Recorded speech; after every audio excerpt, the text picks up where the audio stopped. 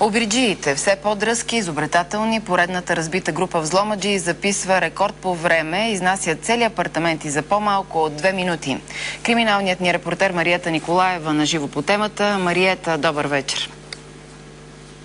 Добър вечер. Има ли реална статистика? Колко са жертвите на взломни кражби? Със сигурност са хиляди. На ден по 10 апартамента се обират само в столицата. За миналата година данните сочат, че са регистрирани 3500 обира на офиси и апартаменти.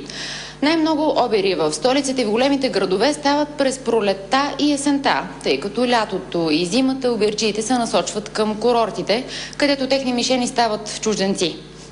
А какви са новите техники на крадците? Кога нападат? Как действат?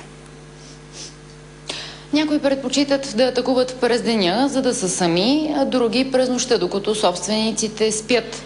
Но стават все по-бързи, почти неуловими са.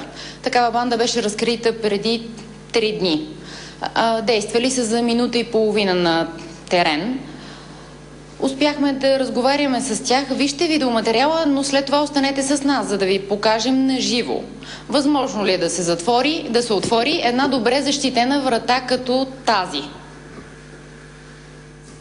Те са бързи, ловки, сръчни. За 3 минути обръщат апартамента ви с краката нагоре и изнасят най-ценните вещи. Това се е случило преди дни в жилище в Манастирски ливади.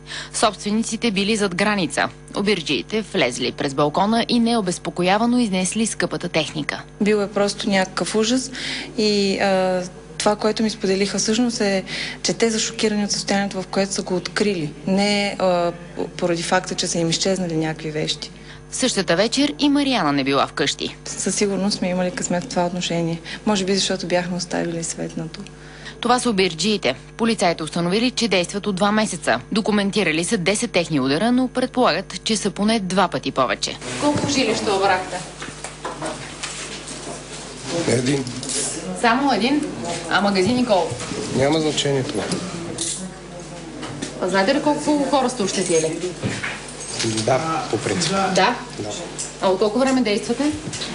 Това няма значение. Задържани са, докато превозвали крадени вещи. Лидерът им се издирвал. Софийският районен съд ги освободи срещу парична гаранция от по 200 лева. Те са действали обикновено без предварителна проверка на самите адреси, не са извършили наблюдение. Тъмната част на денонощието, ниските етажи и чрез натиск на ПВЦ до грама. Разбиват и действат около минута и половина, където има сод. Значи алармата свири, действат и се оттеглят преди да дойде съответния патрул. Истината е, че никой не е в безопасност и няма мерки, които да ви гарантират на 100%, че обирджиите няма да стигнат до вас. Вие как сте защитили вашето жилище? Сод и застраховка. Това е. Групата на акробатите все още е на свобода и в действие. Удрят предимно в южните квартали и влизат през прозорците на последните етажи. Използват ли някакви техники специални? Не. Са умения и на мускули. Въпреки че лидерът на акробатите Спрякор Магарето беше задържан преди месеци, останалите продължават с ударите си. Полицията усилено работи по разкриването им, като е съсредоточила вниманието си в спортните среди. Тук сме сега с Мирослав Вутов, член на Съюза на ключарите. С него имахме спор. Има ли врата, която не може да бъде отворена?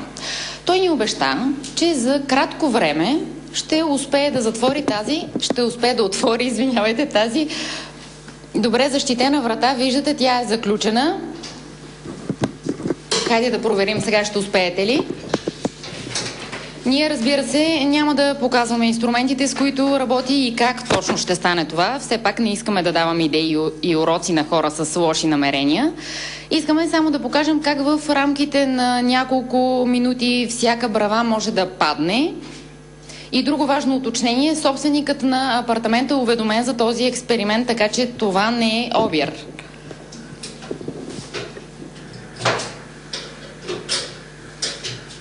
Искаме просто да демонстрираме как с нужните умения влизането за заключена врата е лесно. Пак казвам, това става с умения. Разбира се, и специална техника, която няма да показваме. Успяхте, вие се оказахте прав. Има ли врата, която не може да бъде отключена и всъщност да бъдем защитени от обирджиите? Значи има такива врати, които могат да дадат такава голяма сигурност на човека, който е платил за това нещо. Те трябва да бъдат оборудвани задължително с секретни патрони, които трябва да са с високо качество и с защита от копиране на ключовете за още по-голяма сигурност. Те гарантират ли, че не могат да влязат обирджиите или просто ще ги затрудни? Варианта за гаранция 100% никой не може да даде. Единственият вариант е да нямате нищо вътре, тогава за сигурност няма да има никой интерес към вас. Задължително само нещо да кажа. Китайските врати, които са заляли пазара в България, са нискокачествени И лесно преодолими. И... Много ви благодаря, че се съгласихте за този експеримент. Както разбрахте, не дръжте ценни неща вкъщи. Ако все пак се окажете очи в очи с взломаджия, не се притеснявайте. По принцип не са агресивни, поне в повечето